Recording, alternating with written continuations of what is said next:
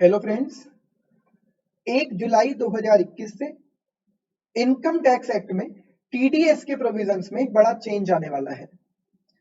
तो अगर आप बिजनेसमैन हैं और अपने वेंडर्स को पेमेंट करते वक्त टैक्स डिडक्ट करते हैं, टीडीएस करते हैं, तो 1 जुलाई 2021 से टीडीएस करते वक्त आपको कुछ नए रूल फॉलो करने होंगे। एक नया सेक्शन इंसर्ट किया गया है, सेक्शन 206 ए बी। आज के इस वीडियो में हम उसी सेक्शन के नए प्रोविजंस की बात कर रहे हैं। ये सेक्शन एप्लीकेबल किस पर है? कहते हैं हर वो पर्सन जिसको इनकम टैक्स एक्ट में टैक्स डिडक्ट करना है, टीडीएस करना है। तो आप कहोगे मतलब हर पर्सन जो अभी तक टीडीएस कर रहा था उसे अब ये फॉलो करना है? कहने के लिए तो हाँ, लेकिन नहीं भी, क्योंकि आपको तभी फॉलो करना है 206 ए बी जब आप पेमेंट कर रहे हैं स्पेसिफाइड पर्सन को। मींस जब आपका वेंडर स्पेसिफाइड पर्सन की डेफिनेशन में कवर हो जाएगा तो आपको टीडीएस 206 ए बी के अकॉर्डिंग भी करना पड़ेगा। अब स्पेसिफाइड पर्सन कौन? स्पेसिफाइड पर्सन हर वो पर्सन, चाहे इंडिविजुअल हो या कंपनी हो, पर्सन जो पर्सन की डेफिनेशन में इनकम टैक्स में कवर्ड है। तो आपका जो वेंडर है, लॉ मेकर का इंटेंशन ये है कि आपका जो वेंडर है, अगर उसने लास्ट 2 साल से अपने इनकम टैक्स रिटर्न फाइल नहीं किए हैं तो आप ना टीडीएस डबल रेट से डिडक्ट करना स्टार्ट कर दीजिए। स्पेसिफाइड पर्सन वो है कोई भी पर्सन जिसने लास्ट के 2 साल से अपने इनकम टैक्स रिटर्न फाइल नहीं किए। कहां से लास्ट 2 साल? जिस साल आप टीडीएस कर रहे हैं उसके पिछले 2 साल देखने। तो हम एक एग्जांपल लेते हैं। जुलाई 21 से आप ये प्रोविजन फॉलो करना स्टार्ट करेंगे। जुलाई 21 मीन फाइनेंशियल ईयर 21-22। इसके लास्ट के 2 प्रीवियस ईयर हम अगर देखें तो वो होंगे फाइनेंशियल ईयर 2021 और फाइनेंशियल ईयर 1920।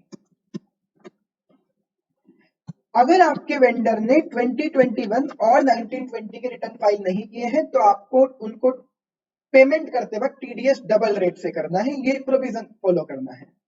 लेकिन हमारा आर्गुमेंट बहुत क्लियरली होने वाला है कि 2021 के रिटर्न भरने की लास्ट डेट तो अभी बाकी है, तो ये प्रोविजन मैं उस पर कैसे लगा सकता हूं? इसीलिए लॉ में क्लियरली लिखा हुआ है लास्ट के 2 वो साल देखने हैं जिनकी इनकम टैक्स रिटर्न भरने की ड्यू डेट खत्म हो चुकी है। मींस यहां ईयर कवर होंगे 1920 इन 1890। लिखा भी है and due date of filing of ITR has expired. Due date कौन सी? बिलेटेड वाली नहीं, ओरिजिनल नॉर्मल रिटर्न वाली, that is according to section 139(1). और यही नहीं, एक तीसरी कंडीशन और है कि उन दोनों सालों में जो 2 साल आपने अभी देखे 1819 एंड 1920 में उस पर्सन का टीडीएस और टीसीएस मिलाकर 50,000 रुपए से ज्यादा है। दोनों सालों में, ईच ईयर में, दोनों में, एवरेज भी नहीं लेना है, दोनों सालों में 50,000 से ज्यादा है। And total of TDS and TCS in इस केस इज 50,000 और more in each of the year. Means 3 condition है। आपका वेंडर स्पेसिफाइड पर्सन है या नहीं? जिस साल आप टीडीएस कर रहे हो उसके पिछले 2 साल देख लें जिनकी रिटर्न भरने की ड्यू डेट जा चुकी है।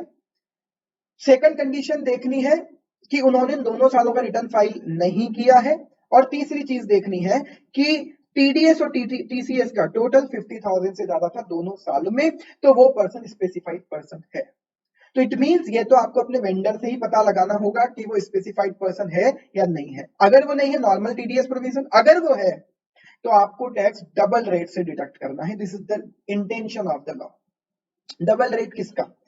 ट्वाइस टीडीएस की रेट बस चेंज होगी। टीडीएस के प्रोविजन में बड़ा चेंज बस यही है कि स्पेसिफाइड पर्सन का टीडीएस डबल रेट से होगा।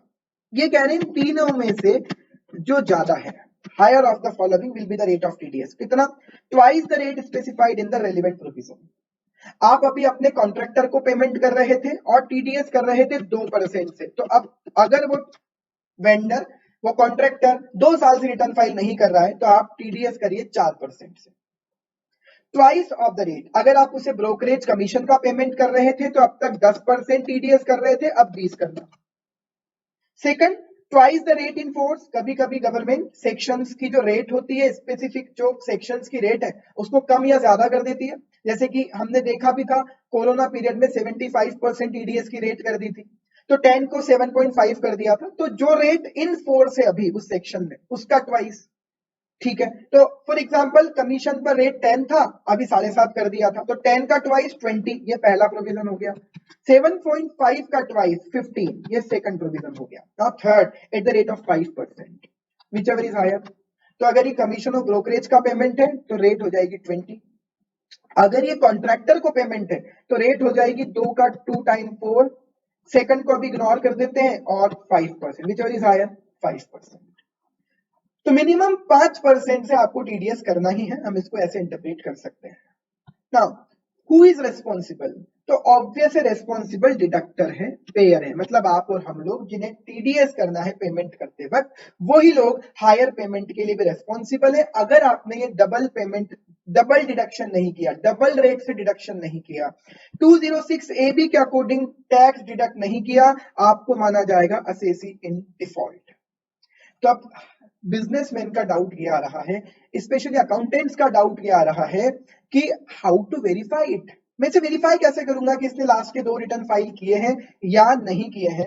एक्सपेक्टेशंस ये हैं कि सीबीडीटी एक ऐसा मैकेनिज्म ले आएगा जिससे आप ये चेक कर पाएंगे कि लास्ट 2 साल के रिटर्न फाइल किए हैं या नहीं किए हैं, टीडीएस टीसीएस इसका अमाउंट कितना था लास्ट के 2 साल में, वो आप चेक कर पाएंगे। हालांकि ऐसी फैसिलिटी अभी बैंक और पोस्ट ऑफिस को अवेलेबल है, with section 2 with respect to section 194N उन्हें ये फैसिलिटी मिलती है। तो लेकिन ये फैसिलिटी हम एक्सपेक्ट कर रहे हैं जल्द ही हमें भी मिल जाएगी ताकि हम चेक कर पाए। लेकिन जब तक आप ये चेक नहीं कर पा रहे हो, हमें अभी सेफर साइड क्या करना है, हमें तब तक हमारे डिडक्टी से डिक्लेरेशन ले लेना है कि आपने लास्ट 2 साल के रिटर्न फाइल किए हैं क्या, टीडीएस टीसीएस 50,000 से कम था या ज्यादा था। अगर रिटर्न फाइल किए हैं तो आप हमें बता दीजिए कि वो रिटर्न जो आपने फाइल किए हैं वो रिटर्न का एक्नॉलेजमेंट नंबर आप हमें दे दीजिए। तो मैं आपको यहाँ पर एक सैंपल अंडरटेकिंग का फॉर्म भी बता रहा हूं जो हमें वेंडर से ले लेना चाहिए। आप इसे मॉडिफाई कर सकते हैं अपने अकॉर्डिंग, और वीडियो के डिस्क्रिप्शन में आपको इस वर्ड फाइल का लिंक भी मिल जाएगा, आप वहां से इसे डाउनलोड कर सकते हैं। आप वेंडर को बोलिए अपने लेटर हेड पर ही अंडरटेकिंग दे, आपकी कंपनी का नाम, आप जिन्हें टीडीएस करना है, आपका वेंडर है एबीसी, आपका वेंडर है मिस्टर ए, आपका वेंडर है मिस्टर ए, और आप है एबीसी लिमिटेड। तो आप वेंडर से कहिए कि हमारे नाम पर एक डिक्लेरेशन दें। तो वेंडर कहेगा, वेंडर एड्रेस करेगा एबीसी लिमिटेड को, यहाँ पर आपकी कंपनी का एड्रेस, वी यहाँ पर वेंडर अपनी डिटेल लिखे, अपना नाम, और बताए कि हमने 1819 1920, इस साल तो 1920 और 1819 का ही डिक्लेरेशन हमें लेना चाहिए। उन दोनों डिक्लेरेशन वो दे रहा है कि मैंने फाइल किए, तो उनसे एक्नॉलेजमेंट नंबर और डेट लिखवा लीजिए।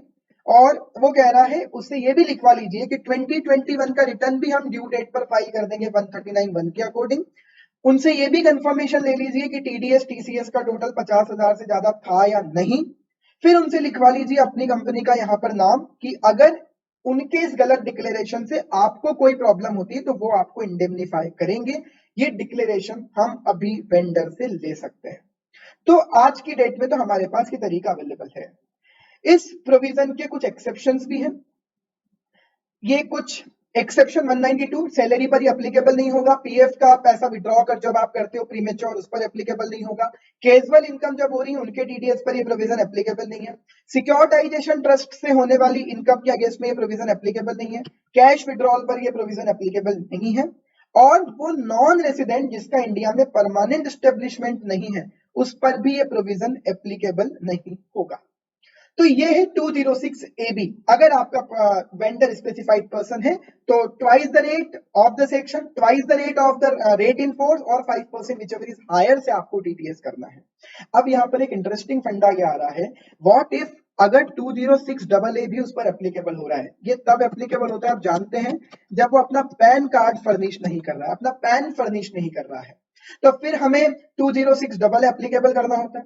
और 206 AA भी क्या कहता था कि twice of the rate of the section, twice of the rate in force, और 20% विच एवर इज हायर आपको टैक्स करना है। तो यहां पर उन्होंने कहा है कि अगर इस पर्सन पर ए बी के साथ AA भी एप्लीकेबल हो रहा है तो AA और AB में से जहां पर रेट ज्यादा है आप वो रेट से टीडीएस करें। चेंज केवल एक आएगा, मैं बहुत आसानी से इसको एक्सप्लेन कर रहा हूं। Twice the rate of the section, twice the rate in force, twice the rate in force 5% और 206AA से आप ले लें 20%, विच एवर इज हायर फिर आपको एप्लीकेबल करना होगा। मींस ऑब्वियस है वहां 5 की जगह आप 20% को कंसीडर कर लीजिए, बाकी और दोनों प्रोविजन तो 206AA में भी सेम थे। तो ये है joint interpretation of 206AA and 206AB। तो मैं कहता हूं अगर दोनों एप्लीकेबल हो जाएं तो हम ये चार चीजें रखकर देख लें, दोनों सेक्शन कंप्लाई हो जाएंगे। तो अगर आप बिजनेसमैन हैं और आपको टैक्स डिडक्ट करना होता है तो ये आपके लिए काम का सेक्शन है।